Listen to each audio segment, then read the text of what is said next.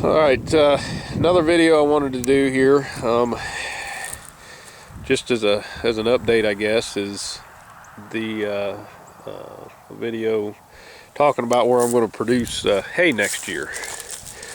I noticed in the video I did on the stove that I said, an awful lot, and that's kind of one of the things that's good about watching videos you make, because you realize that there are certain things that you say a lot more than you really realize that you say. So I'm gonna try to not say that much this time. I mean, it's a habit, obviously, and I suppose it's like any other habit. It'll be a little tough to break. Anyway, I don't farm the farm here. I keep my cattle. This is their pasture. You can see them coming in. I keep enough property for the cows. Outside of that, the farm's rented out. We have a good family that rent it. They take really good care of it, and they're pretty flexible about if I want to do something.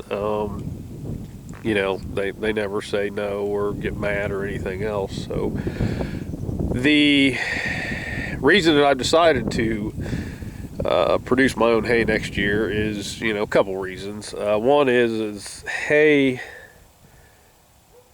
right now is pretty expensive, and I've had to buy it for the last several years for the cattle. It runs me anywhere from $1,000 to $1,500 a year to feed four head of cattle.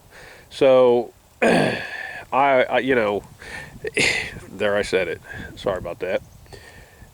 I would like to produce my own hay so that I don't have that cost. Now obviously there's going to be a somewhat of a cost involved even if I produce my own, but it's not going to be anywhere close to that cost or that price. So what I did is I told this is our old feedlot here. When we used to have 30, 35 head of cattle, we built this feedlot, and this is where we fed at. I told the guy who farms this place that I want to, right here at the corner of this feedlot, straight back in a straight line to the woods back there, and then over to the patch of weeds you can see right here. That's an old lane that goes all the way back to the woods.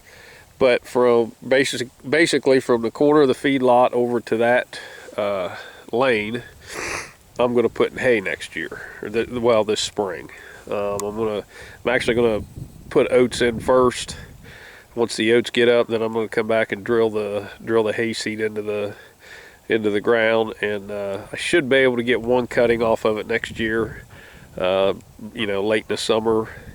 And then, the following years after that, get anywhere from 3 or 4 cuttings off of it. The other reason that I wanted to produce my own hay is because I found the guy who bought my grandfather's haymaking equipment, which consisted of what they call a Heston stack hand. They weren't real popular around this area. Actually, I don't think they were real popular in the state of Ohio at all. They came out about the same time round bales came out, or round balers, and obviously the round balers took off, the stack hands didn't. Now out west they were a lot bigger hit, basically because range cattle and things like that, they were a good fit for that situation. Now that being said, it's a good fit for this situation here too. You don't make these particular bales of hay with the intention to sell them. You're making them to feed them. So they basically make an 8 foot by 8 foot square by 6 foot high bale of hay. Weighs about 2,000 pounds, wet, not dry, but about 2,000 pounds right after you bale it. It's a pretty neat machine, but I found the guy who actually bought that from my grandfather and was able to get it bought back from him. Now I don't have it here. I'm hoping to have it here next week, and when I do, I'll do a video on it, try to explain as best I can how it operates. And then next summer, obviously, I will take some video of making the hay on this field.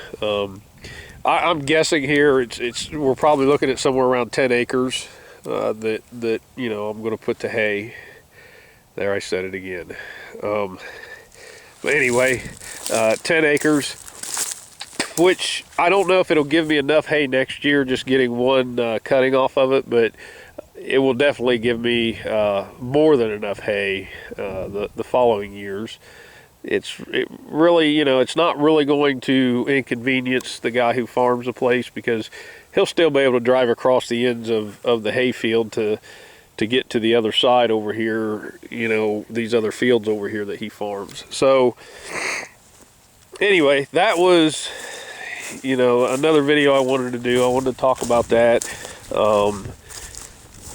and you know, give an update on that taking place. I'm actually looking forward to it.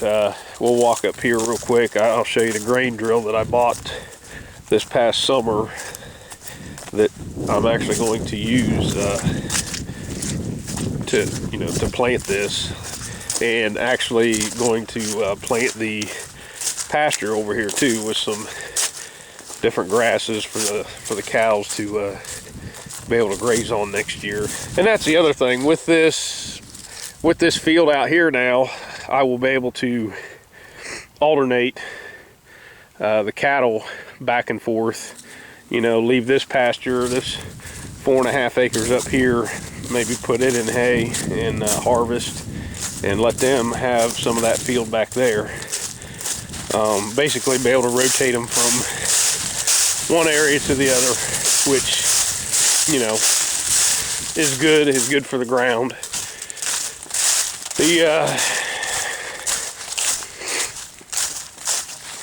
This is a grain drill that I purchased. It's a John Deere 10-foot drill. It works. I actually saw it work. Learned a little bit about grain drills. I didn't realize this, but you can actually plant corn with these things. Went on YouTube and actually saw some videos of some people planting some sweet corn with them. I do eventually want to get a regular 4-row corn planter, but it's nice to know that if push comes to shove, I can put corn in the ground with this if I have to. One nice thing about this is it has the grass seed boxes right here on top of it. That's something that some of them had, some of them didn't. This particular one does.